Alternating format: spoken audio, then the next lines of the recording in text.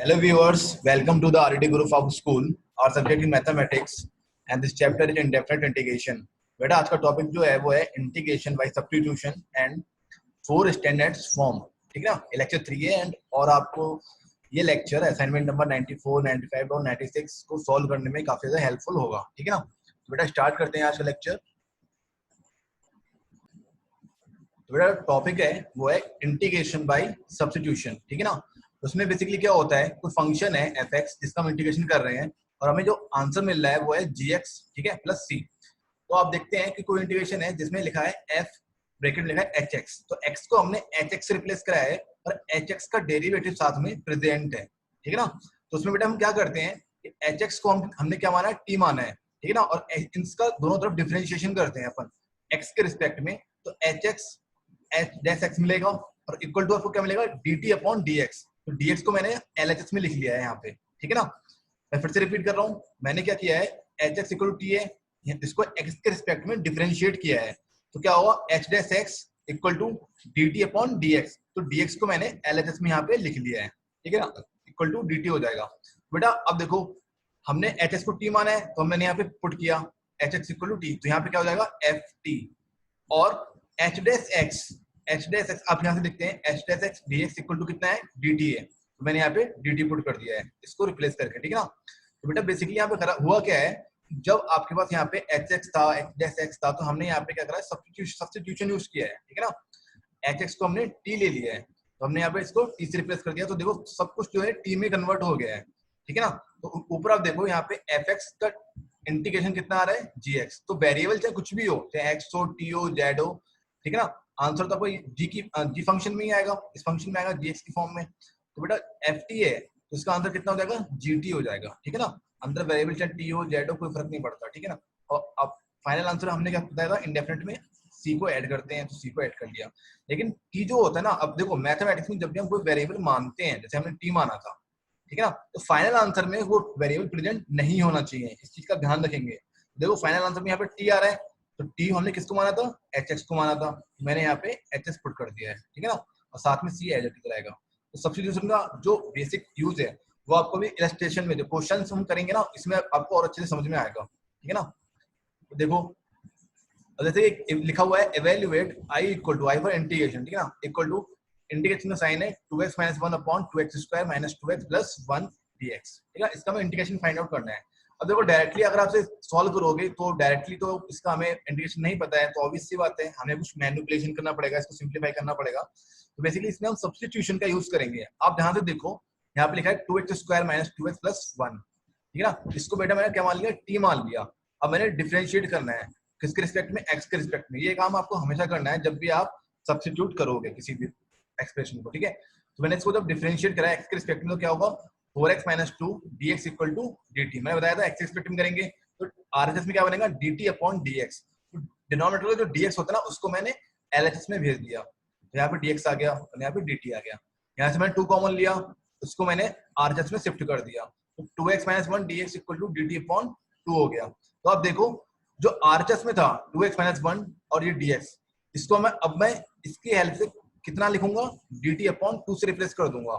ठीक है ना, और डिनोमिनेटर को मैं रिप्लेस कर रहा हूँ t से. ठीक है ना, तो क्या मिलेगा ओवरऑल हमें सब्स्टिट्यूशन के बाद, integration of dt upon 2t. ठीक है ना, तो देखो आप, मैं फिर से रिपीट कर रहा हूँ मैंने क्या किया है. बेसिकली बेटा हम सब्स्टिट्यूशन का यूज कर रहे हैं इंटीग्रेशन के क्वेश्चन को सॉल्व करने में. तो हम देखेंगे कि एफ एक्स हम किसको माने, टी किसको माने, और टी का डेरिवेटिव अगर न्यूमरेटर में प्रेजेंट है तो बहुत अच्छी बात है, हम सब्स्टिट्यूशन यूज कर सकते हैं. तो वही यहाँ पे हो रहा है, हमने डिनोमिनेटर को टी माना. ठीक है, और फिर इसका मैंने क्या करा, डिफरेंशिएशन करा. डिफरेंशिएशन करने के बाद हमें मिला 2x - 1 dx equal to dt upon 2. ठीक है ना, तो हमने क्या करा, 2x - 1 dx को रिप्लेस कर दिया dt अपॉन 2 से. तो dt ये लिखा है और 2 यहाँ पे लिखा है, और न्यूमरेटर को मैंने यहाँ पे t माना है, तो मैंने यहाँ पे न्यूमरेटर में इसको t लिख दिया. अब देखो पूरा फंक्शन जो है था ऊपर जो x में था पूरा एक्सप्रेशन, अब वो t में कन्वर्ट हो चुका है और यही होना चाहिए. ठीक है ना, ऐसा नहीं है कि कोई x यहाँ पे रह जाए, ऐसा नहीं होना चाहिए. आपको पूरा एक्सप्रेशन जो है वो टी में कन्वर्ट होना चाहिए. ठीक है, तो सब्स्टिट्यूशन हमारा सक्सेसफुल रहा है यहाँ पे. अब आप देखो 2 तो जो कांस्टेंट है, तो 2 को मैंने बाहर लिख दिया 1 अपॉन 2, बचा क्या, dt अपॉन t. तो इसका इंटीग्रेशन क्या होता है, 1 अपॉन 2 log t. जो हमने आपको फॉर्मूले पढ़ाए थे फर्स्ट लेक्चर में, वहां पे आपको बताया था कि dx अपॉन x होता है log x, लेकिन वेरिएबल कोई मैटर नहीं करता, चाहे x हो, t हो, y हो, w हो, इंटीग्रेशन तो वही होगा जो हमने पढ़ा है, तो log t हो जाएगा और प्लस c ऐड कर देंगे क्योंकि फाइनल आंसर है। लेकिन अभी मैंने आपको बताया था कि जो वेरिएबल हम मानते हैं वो फाइनल आंसर में उसको हम प्रेजेंट नहीं करते हैं। तो t को हम किस तरह प्लेस, t क्या है यहाँ से देखो आप, हमने t को किसको इक्वल लिखा हुआ है 2x square minus 2x plus 1, तो इसको हमने यहाँ पे पुट कर दिया है, ठीक है, और प्लस c, तो ये हमारा फाइनल आंसर है, ठीक है ना। तो ये सब्स्टिट्यूशन की हेल्प से हमने सॉल्व करा है। नेक्स्ट एग्जांपल देखते हैं, integration of x cube upon 1 plus x की पावर 8 dx, ठीक है ना। अब देखो बेटा, इसका भी हमें डायरेक्टली इंटीग्रेशन नहीं पता है, ठीक है ना, और ऊपर देखो आप क्या लिखा है एक्स की पावर क्यूब। एक्स की पावर क्यूब आप ऐसे सोचो कि ये किसका डेरिवेटिव होगा, तो हमें आंसर मिला एक्स की पावर 4 का डेरिवेटिव होगा, तो हम न्यूमरेटर में एक्स की पावर 4 सर्च करेंगे, तो अभी तो यहाँ पे एक्स की पावर 4 नहीं दिख रहा है, लेकिन हम एक्स की पावर 8 को एक्स की पावर 4 का होल स्क्वायर लिख सकते हैं इस तरह से। अब हम क्या करेंगे, सब्स्टिट्यूशन यूज करेंगे। हमने लेट लिखा एक्स की पावर 4 इक्वल टू टी लिखा, ठीक है, इसका डिफरेंशिएशन करा, DWR मतलब differentiation with respect to x, तो आंसर क्या आया 4x³ dx equal to dt। अब हमने 4 को RHS में शिफ्ट कर दिया, तो देखो x³ dx इक्वल टू किसके इक्वल आ गया, dt अपॉन 4, तो हमने क्या करा, इस x³ dx को रिप्लेस कर दिया dt अपॉन 4, तो 4 को तो मैंने बाहर यहाँ पे लिख दिया है, आप जैसे कि देख पा रहे हो, और 1 प्लस एक्स की पावर 4 को मैंने बेटा यहाँ पे क्या माना है, t माना है, तो मैंने एक्स की पावर 4 को रिप्लेस कर दिया t से, तो t स्क्वायर हो जाएगा, ठीक है। अब आप देखो ये एक फॉर्मूला है किसमें, tan इनवर्स t का इंटीग्रेशन बनना है, मैंने वो यहाँ पे लिख दिया है। पहले क्या होता था, dx upon 1 plus x square होता था, ठीक है ना, लेकिन वेरिएबल मैटर नहीं करता, चाहे x हो चाहे t हो चाहे व्हाटएवर कुछ भी हो, ठीक है ना। तो मैंने क्या करा, इसका आंसर क्या लिखा है, tan इनवर्स t। अब फाइनल आंसर में c को भी ऐड कर दिया, तो c को ऐड कर लिया। अब जो t है उसको तो हम फाइनल आंसर में प्रेजेंट नहीं कर सकते हैं, तो t किसके इक्वल है, यहाँ पे x की पावर 4 के इक्वल है, तो मैंने यहाँ पे x की पावर 4 मेंशन कर दिया है प्लस c, ठीक है ना, तो ये इसका आंसर है। तो इन क्वेश्चंस को हमने सब्स्टिट्यूशन की हेल्प से करा हुआ है, ये काफी इजीली सॉल्व हो जाते हैं। अब देखो नेक्स्ट क्वेश्चन क्या है, integration of x square upon square root 1 minus x की पावर 6 dx। अब देखो एक्स स्क्वायर जो ऊपर है प्रेजेंट, ये किसका डेरिवेटिव होगा, एक्स की पावर 3 का डेरिवेटिव होगा। तो अगर मैं इस एक्स की पावर 6 को एक्स की पावर क्यूब का होल स्क्वायर लिख लेता हूँ, ठीक है, और फिर मैंने क्या करा, एक्स की पावर क्यूब को t मान लिया और मैंने डिफरेंशिएट कर दिया एक्स के रिस्पेक्ट में, तो 3x square dx equal to कितना आएगा, dt आएगा, और मैंने 3 को जो है वो RHS में शिफ्ट कर दिया, तो x square dx equal to dt upon 3, ठीक है ना। तो अपन अब क्या करेंगे, यहाँ पे देखो, अब एक्स स्क्वायर dx की हमें वैल्यू पता लगी है dt अपॉन 3 है, तो हमने dt लिखा और 3 को मैंने यहाँ पे लिख दिया है। अब हमने x क्यू को क्या माना है, यहाँ पे t माना है, मैंने यहाँ पे t स्क्वायर पुट कर दिया। तो आपने फॉर्मूला पढ़ा होगा, integration of dx upon 1 minus square root 1 minus x square क्या होता है, इंटीग्रेशन साइन इनवर्स x होता है, लेकिन यहाँ पे वेरिएबल t है, तो t की टर्म्स में आंसर आएगा साइन इनवर्स t आ गया। अब t को मैंने रिप्लेस कर दिया x क्यूब से, जैसा कि यहाँ पे आप देख पा रहे हो कि t किसके इक्वल है, x क्यूब के, मैंने यहाँ पे इसको x क्यूब से रिप्लेस कर दिया, प्लस में c आ जाएगा, ठीक है ना। तो ये इसका फाइनल आंसर हो गया।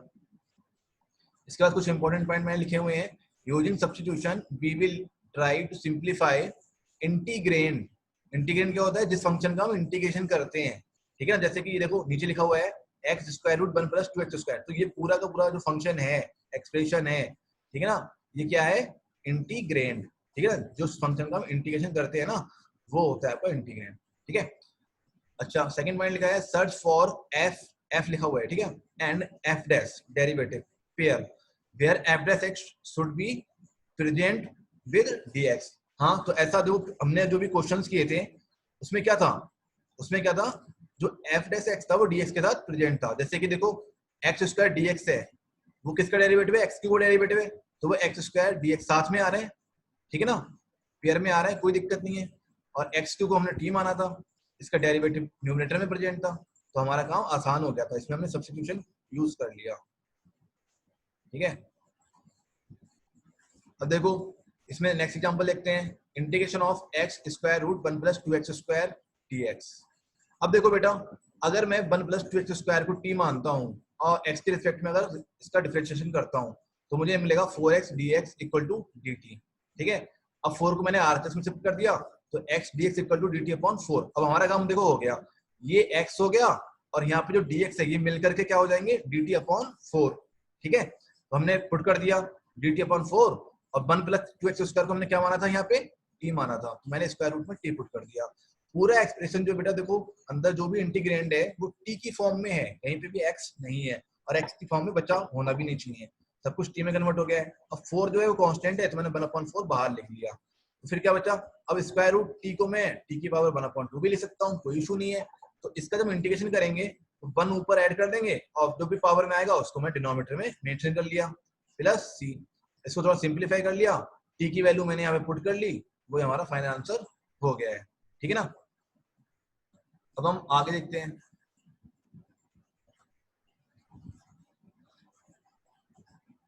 अब देखो बेटा जो एग्जांपल है उसमें लिखा है integration of x square root 2x plus 3 dx।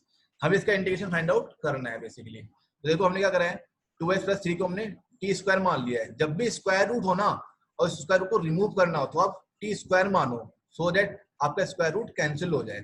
तो बेटा हमने दोनों तरफ डिफरेंशिएशन करा है। डिफरेंशिएशन क्या है आपको बेसिकली, अभी तो यहाँ नीचे करा है 2dx equal to 2t dt और dx की वैल्यू में 2 से 2 कैंसिल हो जाएगा, तो dx इक्वल टू कितना बचा, t इंटू dt। तो यहाँ से तो क्या हुआ, dx को आपने रिप्लेस कर दिया t इंटू dt से, लेकिन जो यहाँ पे x बचा है उसको आप कैसे रिप्लेस करोगे, तो वो देखो बेटा यहाँ से मैंने क्या करा है, x की वैल्यू फाइंड आउट की है। तो x की वैल्यू यहाँ से आई है x square equal to t square minus 3 upon 2। ठीक है ना, तो मैंने x की वैल्यू यहाँ पे पुट कर दी, इसका काम, इस वाले x का काम खत्म हो गया।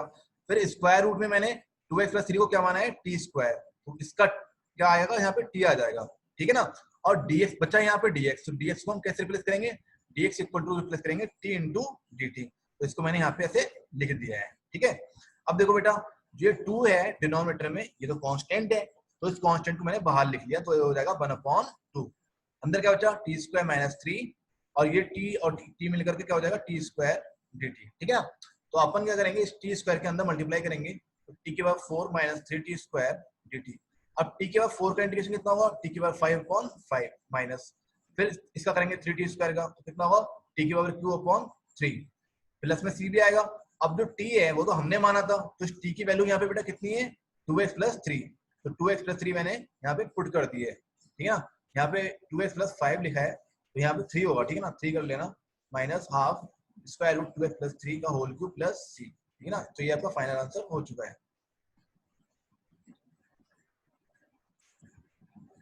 अब जो नेक्स्ट एग्जांपल है उसमें लिखा हुआ है integration of sin cos x into sin x dx।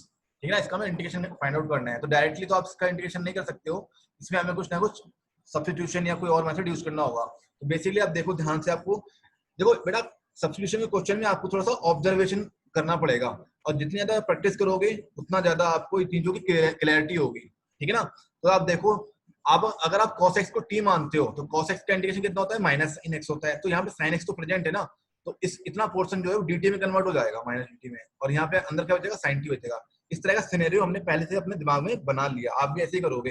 जब आपकी खूब प्रैक्टिस हो जाएगी ना, तो फिर आप अपने आप दिमाग में आपकी चीजें क्लिक होने लगेंगी कि हाँ इसको t मानना है, इसको t नहीं मानना है, इस तरह से चीजें आपके दिमाग में क्लिक होने लगेंगी। तो यहाँ पे मैंने cos x को क्या माना, t माना, और मैंने डिफरेंशिएशन कर दिया x के रिस्पेक्ट में, तो क्या होगा, minus sine x d x equal to D t, और माइनस को मैंने आरएचएस में शिफ्ट कर दिया, तो हो जाएगा sine x d x equal to minus d t. ठीक है, अब देखो cos x को मैंने यहाँ पे t माना है, तो cos x को मैंने t से रिप्लेस यहाँ पे कर दिया है, और sin dx किसके इक्वल हो गया है, माइनस dt के इक्वल हो गया है, तो माइनस को मैंने बाहर लिख दिया है और dt को मैंने यहाँ लिख दिया है। तो आपको पता है sin t का इंटीग्रेशन कितना होगा, माइनस cos t, तो ये माइनस और पहले वाला माइनस क्या हो जाएगा, प्लस हो जाएगा, तो यहाँ पे कितना आएगा, cos t, और t को मैंने रिप्लेस कर दिया cos x से। ठीक है ना, तो cos x यहाँ पे आ गया है प्लस c हो गया। ठीक है ना, तो ये हमारा फाइनल आंसर हो गया।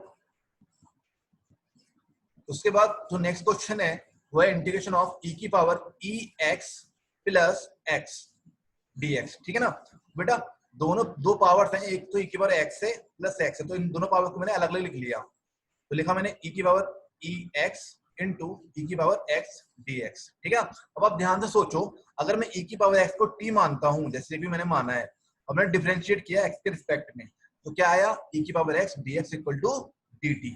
तो आप देख पा रहे हैं, अगर मैं यहाँ पे सब्स्टिट्यूशन करूंगा तो इतना पोर्शन तो जो है वो किसके इक्वल हो जाएगा, dt के। मैंने यहाँ पे dt लिख दिया और यहाँ पे e की पावर x कितना हो जाएगा, t हो जाएगा। तो e की पावर आ गया t। अब देखो पूरा फंक्शन जो है, पूरा एक्सप्रेशन जो है वो t की फॉर्म में कन्वर्ट हो चुका है। तो आपने जैसे पढ़ा होगा कि e की पावर t या e की पावर x का जो इंटीग्रेशन होता है वो क्या होता है, e की पावर x होता है। लेकिन यहाँ पे e की पावर t है, वेरिएबल t यूज हो रहा है, तो e की पावर कितना आएगा, t आएगा। साथ में हम क्या ऐड करेंगे, कांस्टेंट c। अब देखो फाइनल आंसर में t तो नहीं आने वाला, तो t को हम रिप्लेस करेंगे e की पावर x से। तो e raise to the power e की पावर x प्लस c, ये हमारा फाइनल आंसर हो गया है। ठीक है ना। उसके बाद हम देखते हैं बेटा नेक्स्ट क्वेश्चन।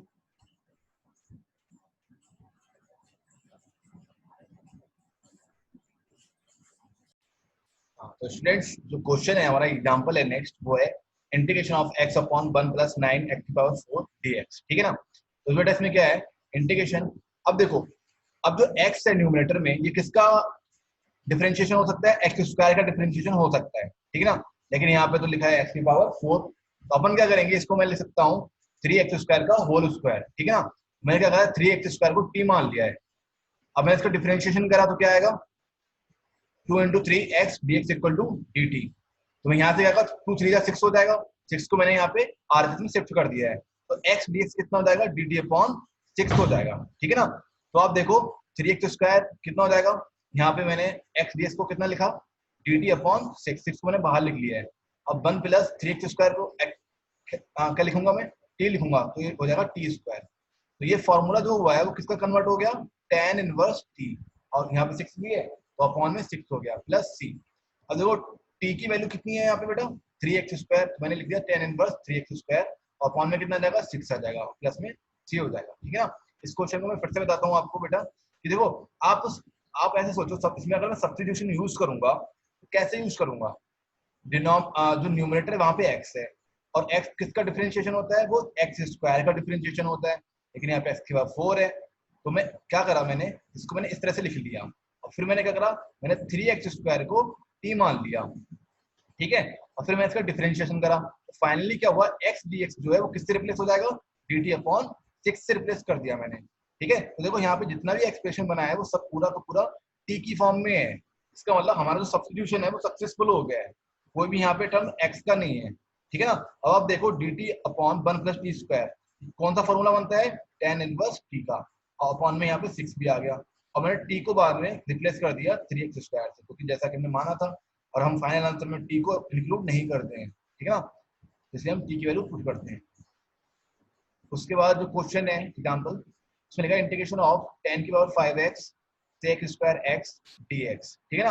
अब देखो इसमें भी बेटा हम सब्स्टिट्यूशन कर सकते हैं। अगर मैं tan x को t मानता हूँ, ठीक है ना, tan x को तो मैं t मानता हूँ, तो tan स्क्वायर का डिफरेंशिएशन कितना आएगा, sec square x dx equal to dt। तो sec square dx, sec square dx इतना पार्ट जो है वो dt में कन्वर्ट हो जाएगा, तो मैंने यहाँ पे dt में कन्वर्ट कर दिया, और tan x को मैंने t से रिप्लेस करा, तो क्या हो जाएगा, t की पावर 5।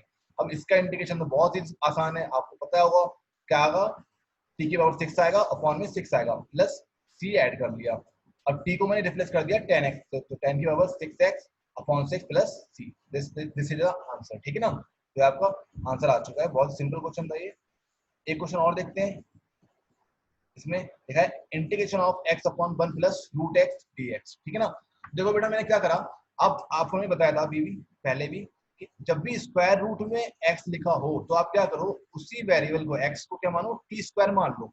जैसे यहाँ पे x स्क्वायर रूट क्या है, x है, तो x इक्वल टू क्या लिखो, आप t स्क्वायर लिख लो। ठीक है ना। अब इसको आप डिफरेंशिएट करो x के रिस्पेक्ट में, तो क्या आएगा, dx equal to 2t into dt। ठीक है ना। तो अब अपन ने क्या करा, अपन ने इस x को क्या लिखा, t स्क्वायर लिख लिया, तो इस x को मैंने रिप्लेस करा तो आ गया इसका t स्क्वायर। ठीक है। और ds को मैं क्या लिखूंगा, 2t upon 2t into dt। ठीक है ना। अब देखो 1 प्लस, अब स्क्वायर रूट क्या है x, अब x को मैं अगर t स्क्वायर लिखूंगा तो t स्क्वायर और स्क्वायर रूट मिलकर के कैंसिल हो जाएगा, t बचेगा, तो मैंने यहाँ पे t लिख दिया। ठीक है। अब देखो टी स्क्वायर इंटू टी कितना हो जाएगा, टी क्यू हो जाएगा, तो इक्वल टू कितना हो जाएगा, 2t³ dt upon 1 plus T. अब ये जो 2 है वो बाहर आ जाएगा। ठीक है। तो integration of t³ plus 1 minus 1। ठीक है ना। तो बेटा अब इसमें देखो मैंने 1 को ऐड करा है, 1 को सब्ट्रैक्ट भी करा है। ठीक है। अब वो क्यों करा है वो भी आपको समझ में आ जाएगा। तो मैंने यहाँ पे करा इस t³ plus 3 t³ plus 1 upon का लिख लिया t प्लस 1, इस तरह से लिख लिया। अब minus minus 1 upon T plus 1 इस तरह से लिख लिया। अब टी क्यू प्लस 1 का मैंने फॉर्मूला अप्लाई करूं तो टी क्यू प्लस 1 का फॉर्मूला क्या आएगा, T plus 1 into T square minus T plus 1 आएगा। तो टी प्लस 1 कैंसिल आउट हो जाएगा, फाइनल क्या बचेगा, T square minus T plus 1 D टी माइनस। अब देखो यहाँ पे क्या है, 1 अपॉन टी प्लस 1 है, तो इसका इंटीग्रेशन क्या आएगा, एल एन टी प्लस 1, ठीक है ना। अब देखो यहाँ पे क्या है, टी स्क्वायर, तो टी स्क्वायर का इंटीग्रेशन कितना आएगा, टी क्यूब अपॉन 3। इस टी का इंटीग्रेशन कितना आएगा, टी स्क्वायर अपॉन 2। 1 का इंटीग्रेशन कितना आएगा, टी आएगा, माइनस एल एन ब्रैकेट में आ जाएगा, मॉड में आ जाएगा टी प्लस 1, और फाइनली इसमें सी को हम ऐड कर देंगे, ठीक है। तो सी हमने टी स्क्वायर को क्या माना था, एक्स माना था, तो टी इक्वल टू कितना आएगा, रूट एक्स आएगा। तो यहाँ पे मैंने टी की वैल्यू पुट कर दी, ठीक है, सभी जगह पे, और ये हमारा फाइनल आंसर हो गया है। इसके बाद देखो बेटा, जो नेक्स्ट टॉपिक है इसमें लिखा हुआ है 4 स्टैंडर्ड फॉर्म्स, ठीक है। 4 स्टैंडर्ड फॉर्म्स क्या है, बेसिकली आपके पास 4 फॉर्मूलेज हैं जो इंटीग्रेशन को क्वेश्चन को सॉल्व करने में आपकी हेल्प करेंगे। तो पहला जो फॉर्मूला है वो है integration of tan x dx equal to क्या होगा, इसका integration minus log mod cos x plus c, या फिर इसको मैं ऐसे भी लिख सकता हूँ log mod sec x plus c, ठीक है ना। इसका प्रूफ देखते हैं क्या है, प्रूफ बहुत ही सिंपल है। tan x को आप क्या लिखो, साइन अपॉन cos x, ठीक है ना, dx। अब मैंने cos x को क्या मान लिया, t मान लिया, और इसको मैंने डिफरेंशिएशन किया x के रिस्पेक्ट में, तो आंसर क्या आया, minus sine x d x equal to D टी। माइनस को मैंने आर का में शिफ्ट किया, तो sine x d x equal to कितना हो गया, माइनस का डी टी हो गया। तो साइन एक्स डी एक्स को मैंने यहाँ पे रिप्लेस कर दिया माइनस डी टी से, और cos x को रिप्लेस कर दिया t से, और मैंने माइनस को बाहर रख लिया, तो डी टी अपॉन टी, इसका फॉर्मूला क्या, इंटीग्रेशन क्या बनेगा, लॉग मॉड टी, और t को मैंने रिप्लेस कर दिया cos x से, ठीक है। तो ये आपका प्रूफ हो गया, आपका आंसर आ गया यहाँ पे। या फिर आप इसमें लिखा है जो माइनस साइन है ना, लॉग की प्रॉपर्टी से ये यहाँ पे इसकी cos x की पावर में आ जाएगा, तो माइनस यहाँ पे आ गया। इसको मैं लिख सकता हूँ 1 अपॉन cos x मॉड की फॉर्म में, और 1 अपॉन cos x कितना होता है, sec x होता है, तो log sec x plus c ये भी एक फॉर्मूला होता है, ठीक है, इंटीग्रेशन ऑफ tan x का। इसके बाद सेकंड फॉर्मूला जो है वो है integration of cot x dx, तो इसका इंटीग्रेशन होता है log mod sin x plus c। ये फॉर्मूले आपको मेमोराइज करने हैं, ठीक है ना। अब यहाँ पे भी देखो integration of sec x dx लिखा हुआ है log mod sec x plus tan x plus c, या फिर इसको मैं लिखता हूँ log mod tan pi upon 4 plus x upon 2 mod plus c, ठीक है ना। इस तरह से भी लिख सकते हो, इस तरह से भी लिख सकते हो, कोई दिक्कत वाली बात नहीं है। नेक्स्ट फॉर्मूला जो है वो integration of cosec x dx से, इसका फॉर्मूला होता है log mod cosec x minus cot x plus c, या इसको मैं ऐसे भी लिख सकता हूँ log mod में tan x upon 2 plus c, ठीक है ना। ये 4 फॉर्मूले हैं जो आगे के क्वेश्चंस को सॉल्व करने में आपकी काफी ज्यादा हेल्प करेंगे, तो इनको आपको मेमोराइज करना है, और क्वेश्चन की प्रैक्टिस करते करते भी क्वेश्चन आप ये फॉर्मूले आपको मेमोराइज हो जाएंगे। तो जो एग्जांपल है वो क्या है, integration of sine x plus alpha dx upon sine x। तो बेटा मैंने क्या करा, न्यूमरेटर डिनोमिनेटर में साइन x है, इसको एलिमिनेट करना है, खत्म करना है, तो मैंने कहा ऊपर वाले को ओपन कर लिया, तो ऊपर क्या जाएगा, साइन a प्लस b का हम फॉर्मूला लगाएंगे। यहाँ पे a की जगह क्या लिखा है, x लिखा है, b की जगह अल्फा लिखा हुआ है, तो sine x cos alpha plus cos x sine alpha upon sine x। तो मैंने क्या करा, इसको अलग अलग सेपरेटली लिख लिया है यहाँ पे, तो sine x cos alpha upon sine x dx plus cos x sin alpha upon sin x, ठीक है ना। तो ये sin x कैंसिल आउट हो जाएगा, cos अल्फा आपका कांस्टेंट है तो वो इंटीग्रेशन से बाहर आ जाएगा, और जब cos अल्फा बाहर आ गया तो अंदर तो कोई वेरिएबल बचा नहीं, वेरिएबल नहीं बचा तो हम यहाँ पे 1 लिख दिया, ठीक है। अब ये cos x sin x मिलकर के क्या हो जाएगा, cot x हो जाएगा, और sin अल्फा तो क्या है आपका कांस्टेंट है, क्योंकि अल्फा जो है वो यहाँ पे कांस्टेंट की तरह ट्रीट होगा, तो sin अल्फा की वैल्यू भी कांस्टेंट आएगी, इसको मैंने यहाँ पे बाहर लिख दिया है। इंटीग्रेशन में क्या आएगा, cot x dx, ठीक है ना। अब 1 का इंटीग्रेशन बेटा क्या होता है, x होता है, और cos अल्फा तो कांस्टेंट है, पहले से लिखा है, तो इसको मैंने यहाँ पे लिख दिया है। अब cot x का बेटा देखो sin अल्फा जो है कांस्टेंट है, इसको एज इट इज लिख दिया। cot x का इंटीग्रेशन अभी अभी बताया है कि ln sin x होता है, आप मॉड भी लगा सकते हो, कोई दिक्कत वाली बात नहीं है, मॉड लगा लेना प्लस c, ठीक है ना। तो ये आपका फाइनल आंसर हो गया है। उसके बाद जो क्वेश्चन है बेटा वो है integration of tan x upon 2 dx, ठीक है ना। अब देखो आपको मालूम है tan x का इंटीग्रेशन कितना होता है, minus log mod cos x plus c होता है, लेकिन यहाँ पे x है और यहाँ पे x अपॉन 2 है। तो आप तो मैंने बताया था कि जब भी इस तरह का कुछ फॉर्मेट होता है कि x की जगह पे x अपॉन 2 या x का कोफिशिएंट कुछ होता है, तो आप इंटीग्रेशन तो वही करो जैसे स्टैंडर्ड फॉर्म में होता है। तो यहाँ पे मैंने लिख लिया minus log cos x upon 2 plus c, बाहर लिखा हुआ है, और जो x का कोफिशिएंट है, जैसे यहाँ पे x का कोफिशिएंट कितना है 1/2, तो 1/2 से मैंने डिवाइड कर लिया और 2 ऊपर पहुंच जाएगा तो -2 यहाँ पे हो गया log mod cos x/2 plus c। इसको मैं इस क्वेश्चन को सब्स्टिट्यूशन की हेल्प से भी कर सकता हूँ, जैसे कि मैंने यहाँ पे किया हुआ है x/2 को मैंने t मान लिया, ठीक है, x के रिस्पेक्ट में डिफरेंशिएशन करा तो 1/2 dx equal to dt, dx equal to कितना आ गया 2 dt, ठीक है। तो यहाँ पे क्या हो जाएगा बेटा 2, अब देखो जो हमारा dx है, dx कितना है, dx जो है वो यहाँ पे कितना है 2 dt है, तो 2 तो कांस्टेंट है तो 2 को मैंने यहाँ बाहर लिख दिया और मैंने 10 x/2 को मैंने बेटा t माना है तो मैंने t लिख दिया और dt लिख दिया। तो देखो ये सिंपल इसी फॉर्मूले में कन्वर्ट हो चुका है। तो मैंने यहाँ पे फॉर्मूला लिख दिया माइनस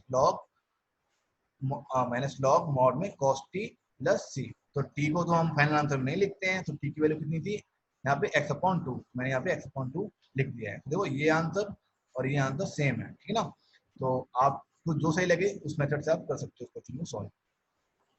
नेक्स्ट एग्जांपल क्या है, integration of 1 minus tan x upon 1 plus tan x dx, ठीक है ना। तो उसमें बेटा मैंने tan x को क्या करा है sin x upon cos x में ब्रेक कर लिया है, ठीक है। इसका मैंने सिंप्लीफाई करा तो ऊपर आया cos x minus sin x और डिनोमिनेटर में आया cos x plus sin x। तो आप ध्यान से देखो, अगर मैं डिनोमिनेटर को t मानता हूँ, cos x plus sin x को t मानता हूँ और x के रिस्पेक्ट में डिफरेंशिएशन करता हूँ तो मुझे मिलता है minus sin x plus cos x dx equal to dt। देखो इतना जो फॉर्मेट है वो न्यूमिनेटर में प्रेजेंट है, cos x पॉजिटिव प्लस और cos x प्रेजेंट है यहाँ पे और माइनस का sin x भी यहाँ पे प्रेजेंट है और साथ में यहाँ पे dx भी प्रेजेंट है। तो इतने पोर्शन को मैं dt से रिप्लेस कर सकता हूँ, मैंने वही किया है यहाँ पे, इसको मैंने dt से रिप्लेस करा है और न्यूमिनेटर को मैंने t से रिप्लेस कर दिया है। तो इसका इंटीग्रेशन आपको पता होना चाहिए कि जब dt अपॉन t लिखा हुआ है तो क्या होगा log t और साथ में हम c को भी ऐड करेंगे, तो t को हम किससे रिप्लेस करेंगे cos x plus sin x से। तो ये आपका फाइनल आंसर हो चुका है।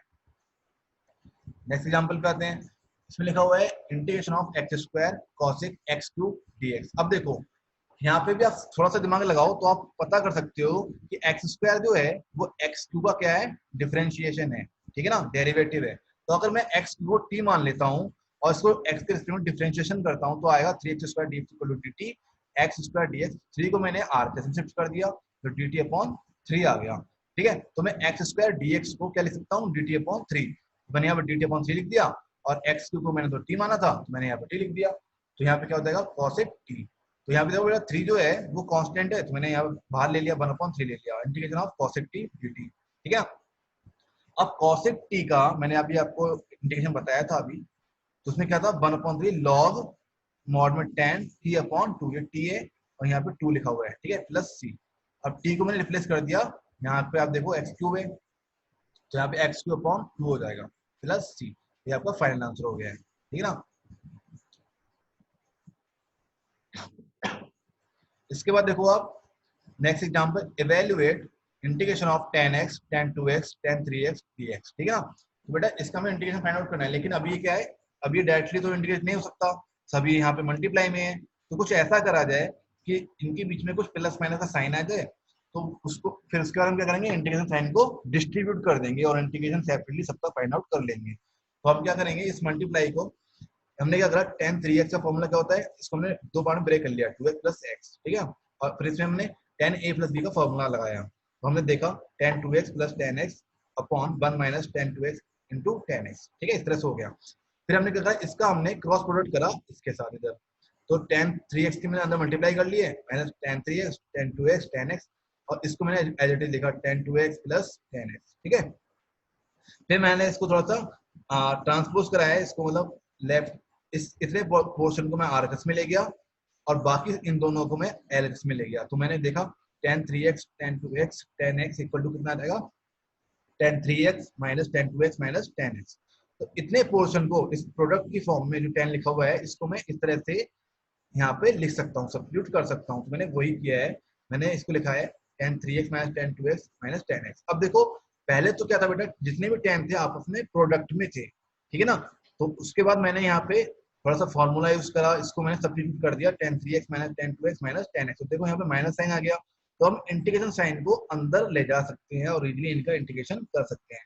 तो tan 3x का इंटीग्रेशन कितना हो जाएगा 1/3 माइनस में आएगा log cos 3x, ठीक है। फिर इसका इंटीग्रेशन करेंगे कितना आएगा, माइनस में आएगा, वो माइनस इस माइनस का प्लस में हो जाएगा, प्लस हो गया 1/2 log मॉड cos 2x। फिर tan x का इंटीग्रेशन करेंगे तो माइनस में आएगा और वो माइनस ये माइनस प्लस हो जाएगा, तो log cos x plus c हो जाएगा। फाइनल आंसर में c ऐड करते हैं, c ऐड कर लिया, तो ये आपका फाइनल आंसर हो चुका है। इसके बाद नेक्स्ट एग्जांपल क्या है बेटा, evaluate integration of sin square x minus cos square x upon sin x cos x dx। ठीक है ना। अब देखो यहाँ पे डिनोमिनेटर को हमें एलिमिनेट करना है, ठीक है, सारी चीजों को न्यूमरेटर में लाना है, तो अपन थोड़ा सा मैनिपुलेशन करेंगे। तो हमने क्या करा, sin स्क्वायर x के अपॉन में क्या लिख दिया, sin x cos x। Similarly minus लगाया क्योंकि यहाँ पे माइनस साइन है, ऊपर माइनस साइन लगा लिया, तो cos स्क्वायर x के साथ मैंने डिनोमिनेटर में लिखा है sin x into cos x। तो एक cos x से ऊपर वाला एक सिंगल cos x कैंसिल हो जाएगा, यहाँ पे sin x लिखा हुआ है तो ऊपर भी एक sin x कैंसिल हो जाएगा। ठीक है बेटा, अब देखो बचा क्या, फिर ऊपर एक sin x बचा, नीचे एक cos x बचा, तो दोनों मिलकर के क्या बन जाएंगे, tan x बन जाएगा। सिमिलरली यहाँ पे cos x बचा, यहाँ पे sin x बचा, तो मिलकर के क्या बनेगा, cot x बनेगा और इंटू dx। ठीक है, अब इंटीग्रेशन साइन को हम अंदर डिस्ट्रीब्यूट कर सकते हैं, तो tan x का इंटीग्रेशन यहाँ पे मैंने लिख दिया है और cot x का इंटीग्रेशन मैंने यहाँ पे लिखा हुआ है सिंबल की फॉर्म में, तो इसको हम इंटीग्रेशन लिखेंगे तो क्या आएगा, log sec x। ठीक है, तो इसमें तो log sec x आ जाएगा। अगर मैं इसको लिख सकता था, इसको मैं ऐसे भी लिख सकता था, minus log mod cos x भी लिख सकता था, लेकिन मैंने यहाँ पे log sec x की फॉर्म में लिखा हुआ है। फिर इंटीग्रेशन ऑफ cot x कितना होगा, log sin x। ठीक है, log mod sin x। Last final answer में हम c को ऐड करते हैं, c को हमने ऐड कर दिया है। ठीक है, इसके बाद जो एग्जांपल है उसको हम देखते हैं। इसमें लिखा है evaluate integration of 1 upon square root 1 plus cos 2x dx। अब मैंने आपको बताया था कि जब भी cos के साथ 1 ऐड में हो, सब्ट्रैक्ट में हो, तो हम उस 1 को एलिमिनेट करते हैं, तो cos 2x का वो फार्मूला में अप्लाई करेंगे जिससे कि 1 एलिमिनेट हो जाए। तो मैंने cos 2x का फार्मूला लगाया 2 cos स्क्वायर x माइनस 1, तो इस माइनस 1 से ये प्लस 1 कैंसिल आउट हो गया। ठीक है, अब ये स्क्वायर रूट में 2 cos स्क्वायर x है, तो स्क्वायर रूट 2 तो मैंने बाहर लिख लिया और cos स्क्वायर x जो है वो cos x में बन जाएगा, 1 अपॉन cos x कितना हो गया बेटा, sec x हो गया। तो sec x का इंटीग्रेशन आपको पता होना चाहिए कि log mod में sec x plus tan x होता है, और लास्ट में हमने c को ऐड कर दिया है। ठीक है ना, तो ये आपका आंसर आ चुका है। इसके बाद एक क्वेश्चन और करते हैं, इसमें लिखा हुआ है evaluate integration of cos x upon cos x minus a dx। ठीक है ना, तो अपन ने क्या करा है, यहाँ पे x माइनस a को t मान लिया है, यहाँ पे हम सब्स्टिट्यूशन यूज करेंगे। ठीक है ना, उसका डिफरेंशिएशन करेंगे तो dx इक्वल टू dt आ गया। यहाँ से मैंने x की वैल्यू निकाली तो x की वैल्यू आ गई t प्लस a। ठीक है ना, तो इसके x की वैल्यू मैंने न्यूमरेटर में पुट कर दी, न्यूमरेटर में पुट की तो क्या बना, cos t प्लस a, और डिनोमिनेटर हो गया cos t, और यहाँ पे dx हो जाएगा dt। ठीक है, तो ऊपर मैंने क्या करा बेटा, cos a प्लस b का फॉर्मूला अप्लाई करा है, तो यहाँ पे क्या हो जाएगा कि cos t cos a minus sin t sin a। ठीक है, अपॉन cos t, और यहाँ पे हो जाएगा dt। ठीक है, इस cos t को मैंने इन दोनों के अलग अलग सेपरेट कर लिया है, तो बेटा यहाँ पे हो जाएगा cos a तो बाहर हो जाएगा और cos t कैंसिल हो जाएगा, तो बचेगा क्या 1। तो मैंने यहाँ 1 लिखा नहीं, आप लिख लेना इंटीग्रेशन ऑफ 1 dt माइनस, और जो यहाँ पे साइन क्या है, कांस्टेंट है, तो वो तो बाहर आ जाएगा, और sin t upon cos t मिलकर के tan t बन जाएगा, तो मैंने यहाँ पे लिख दिया है dt। तो 1 का इंटीग्रेशन यहाँ पे t आ गया है, cos से पहले था कांस्टेंट, यहाँ पे sin a कांस्टेंट है तो इसको एज इट इज लिखा। tan t का इंटीग्रेशन कितना हो जाएगा, log mod sec t plus c। ठीक है ना, बेटा t को मैंने रिप्लेस कर दिया, देखो क्योंकि t को मैंने क्या माना था x माइनस a, तो t को मैंने क्या लिख दिया, x माइनस a यहाँ पे लिख दिया, cos a यहाँ पे कांस्टेंट है यहाँ पे लिख दिया, sin a यहाँ पे sin a log sec t को मैंने रिप्लेस कर दिया x माइनस a से, और लास्ट में c को तो ऐड करती हैं तो उसको मैंने ऐड कर दिया।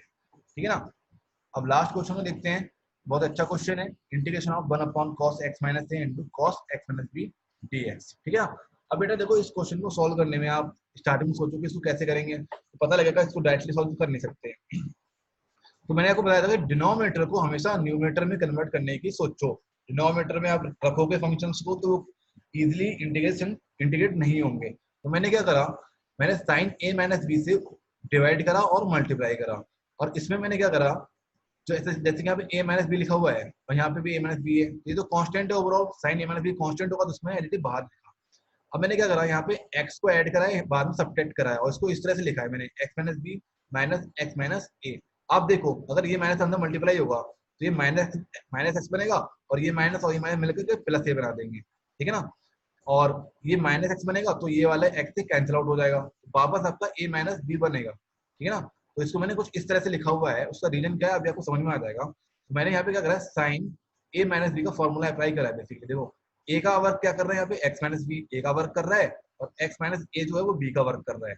मैंने यहाँ फॉर्मूला लगाया sine x minus b cos x minus a minus cos x minus b sine x minus a, ठीक है, dx upon cos x minus a cos x minus b. अब मैंने इस पोर्शन को, इस डिनोमिनेटर को दोनों टर्म्स के अलग अलग सेपरेट कर लिया, ठीक है, दोनों में। तो मैंने देखा कि cos x माइनस ए और cos x माइनस ए कैंसिल आउट हो रहे हैं। तो अब देखो साइन का एंगल यहाँ पे सेम है x माइनस बी, और यहाँ पे भी x माइनस बी है। तो मैंने साइन और cos को कंपेयर कर लिया या कंबाइन कर लिया, तो आ गया tan x minus b. Similarly आप देखो ये cos x माइनस बी और cos x minus b cancel हो रहे हैं, और sin x minus a cos x minus a दोनों इसमें एंगल सेम है, तो इसको मैंने कंबाइन करा तो आएगा tan x माइनस ए, ठीक है। अब आप देखो tan x माइनस बी का इंटीग्रेशन क्या आएगा बेटा, minus log mod cos x minus b, ठीक है ना, प्लस में, क्योंकि देखो यहाँ पे माइनस है और tan का इंटीग्रेशन माइनस में आता है, तो माइनस माइनस बाद में प्लस हो जाएंगे। यहाँ पे आ जाएगा log mod cos x minus b plus c, ठीक है ना। तो ये आपका फाइनल आंसर है। ये अच्छा क्वेश्चन था, ठीक है। आई होप आपको समझ में आ गया होगा। अगर आपको वीडियो अच्छा लगा हो तो प्लीज आपसे लाइक करना, सब्सक्राइब करना चैनल को, ताकि आप आगे की भी वीडियो लेक्चर्स की नोटिफिकेशन आपको मिलते रहे, ठीक है ना। Thank you so much, thank you.